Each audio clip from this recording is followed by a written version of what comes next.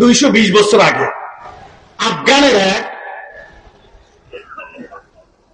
আল্লাহর ওলি সুবিজ্ঞ আলেম, উনি হজ করতে আসছে। আজ কত বছর আগে? 220 বছর আগে। সংক্ষেপ, মক্কায় হজের হাকাম শেষ করে মদিনাতে রওজাতুন নবী সাল্লাল্লাহু আলাইহি ওয়াসাল্লাম জিয়ারত করতে গেছিলেন।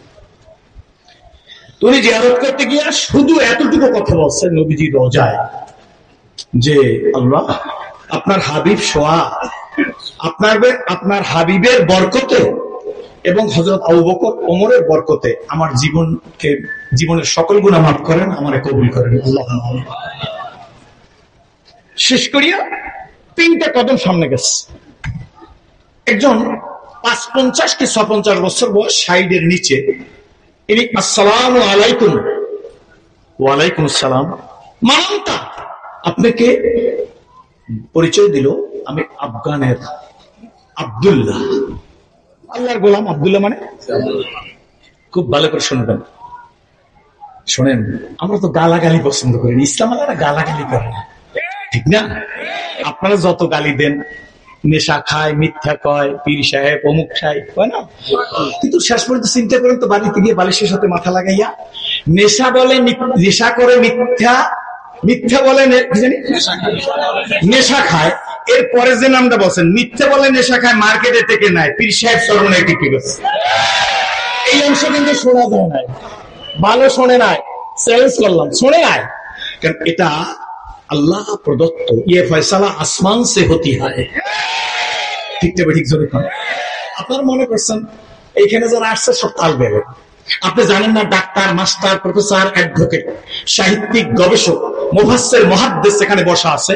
কারণ আমাদের কাছে যখন এই যুব সমাজ আসে, তখন মিনিমাম প্র্যাকটিসি বোধ হিসাবে একটা টুপি মাথায় দিয়ে আসে। গত যেদিন এখানে সাইকে চরমনে আসছিল, সেদিন একদিন হাফিজ ভাই আমি বলতেছিলাম, হাফিজ ভাই এই সামনের কাতারের লোকগুলা আমার দিকে তাকান, এই লোকগুলা কিন্তু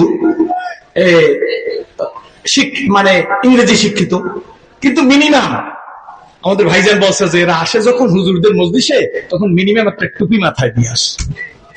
আপনারা কি বুঝতে পারতেছেন? যাই হোক, ওনার কাছে জিজ্ঞেস করলো, মানাম আপনি কে? বলে আমি একজন আব্দুল্লাহ, আমি আফগানিস্তান থেকে এসেছি। মদিনার ওই লোক 220 বছর আগে। উনি বললো যে আপনি আমার বাড়িতে, আপনাকে নিয়ে যাব, আপনি আমার মেহমান। উনি বললো যে আমি তো হোটেলে যাব। কোথায় যাবে? আমি কারো দাওয়াতে যেতে পারবো না। এই কথা বললে উনি 2 কদম গিয়ে, উনি তালেম মানুষ, উনি চিন্তা করলো যে একজন মুসলমানের উপর আর একজন মুসলমানের 6টা হক, তার মধ্যে দাওয়াত দিলে সময় থাকলে সে কবুল করবে।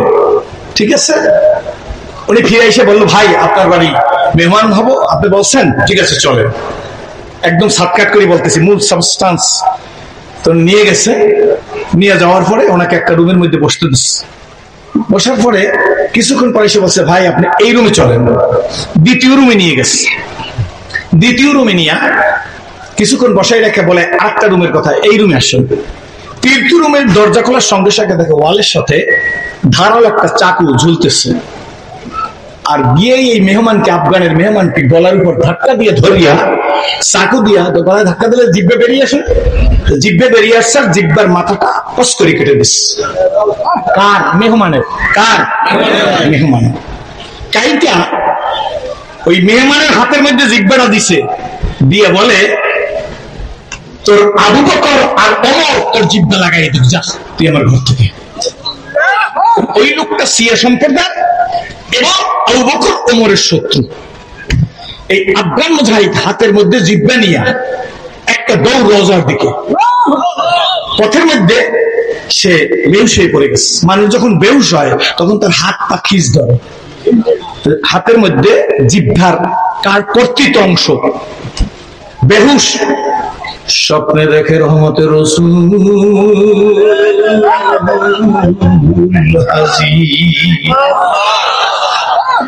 দেখে বলে,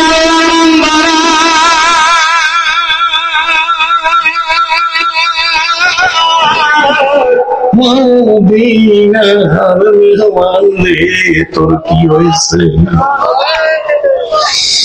আফগান মুজাহিদ স্বপ্নের মধ্যে চিৎকার মেরে কয়, নবী গো,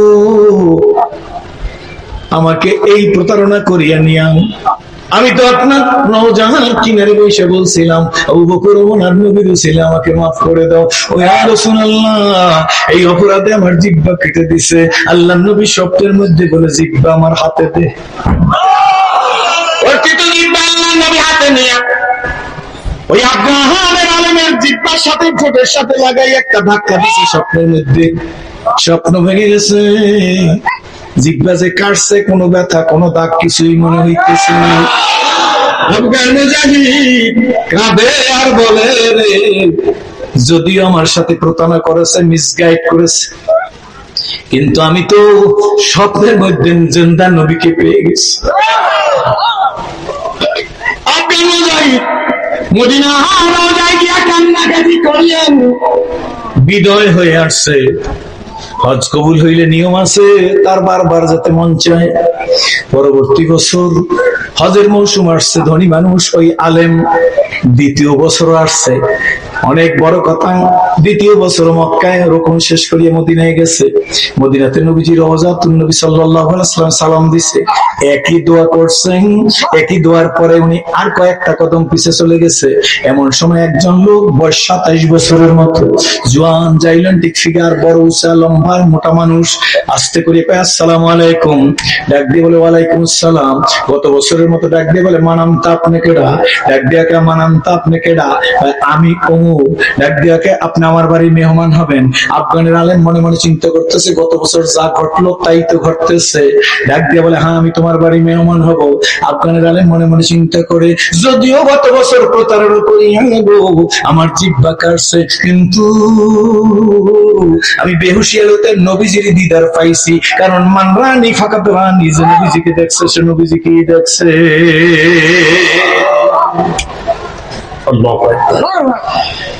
আপনি আমার বাড়ি মেহমান হবেন, চলে মেহমান হইতে গেছে। এই অংশটুকু ভালো করে শুনবেন।